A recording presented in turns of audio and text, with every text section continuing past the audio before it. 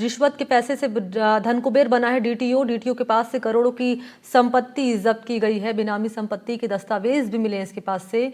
रिश्तेदारों के नाम पर जमीनों के सबूत यहां पर मिले हैं। डीटीओ नाम है संजय शर्मा और परिजनों के नाम यूपी में यानी कि उत्तर प्रदेश में 25 बीघा जमीन प्लॉट मिला है।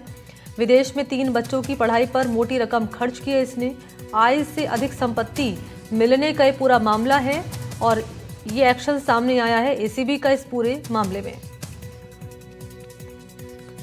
तो भ्रष्टाचार और रिश्वत के पैसे से धन कुबेर बना डीटीओ संजय शर्मा, जिस पर कानूनी शिकंजा कसा है। एसीबी की कार्रवाई में करोड़ों की संपत्तियां इसके पास से मिली है।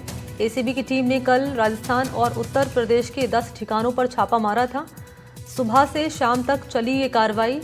इस दौरान एसीबी के हाथ कई अहम सबूत लगे हैं। संजय शर्मा के खुद और परिजनों के नाम पर जयपुर के साथ साथ उत्तर प्रदेश में भी जमीन के दस्तावेज मिले हैं। संजय शर्मा के 3 बच्चे हैं, जिनमें से 2 बच्चे विदेश में हैं और एसीबी कह रही है कि उन्हें इस बात का इनपुट मिला है कि बच्चों की पढ़ाई पर विदेश में संजय शर्मा ने भारी भरकम पैसा खर्च किया है।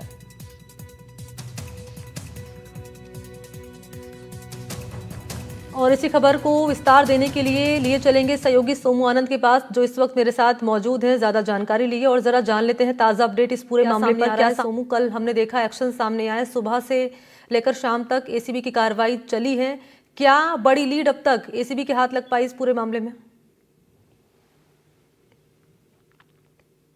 बिल्कुल, देखिए एसीबी की कार्रवाई सुबह से ही शुरू हो गई थी और अब तक जो चीजें मिली हैं उसके मुताबिक करीब दुगनी संपत्ति इसने इकट्ठा कर रखी थी। ये बताया जा रहा है करीब 200% से अधिक संपत्ति इसके पास से मिली है।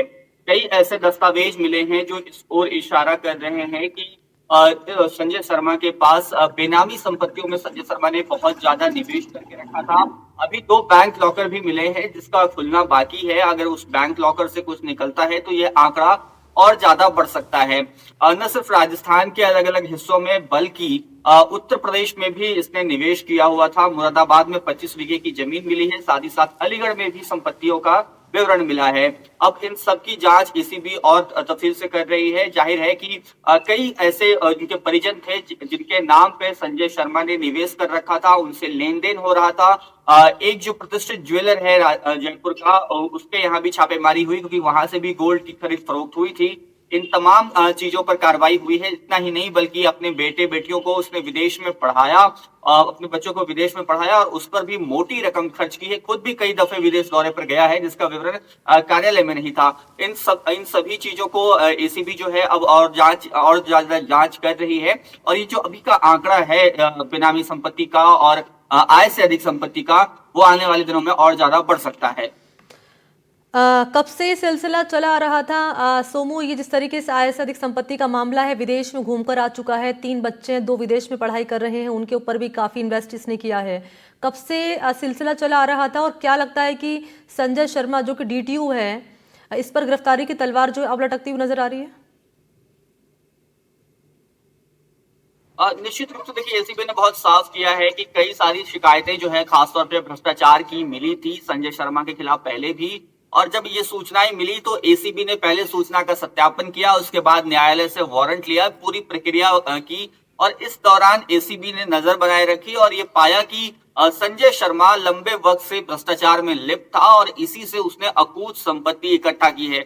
उसे इस बात का डर था कि कहीं ना कहीं कोई जांच एजेंसी उस तक पहुंच सकती है, इसलिए अपने परिजनों के नाम पर उसने खूब संपत्ति ली, कई सारी बेनामी संपत्तियों में निवेश किया, बीमा पॉलिसीज में निवेश किया। लेकिन अब जबकि एसीबी ने यह कार्रवाई की है, उसके बाद उसका भांडा फूट चुका है।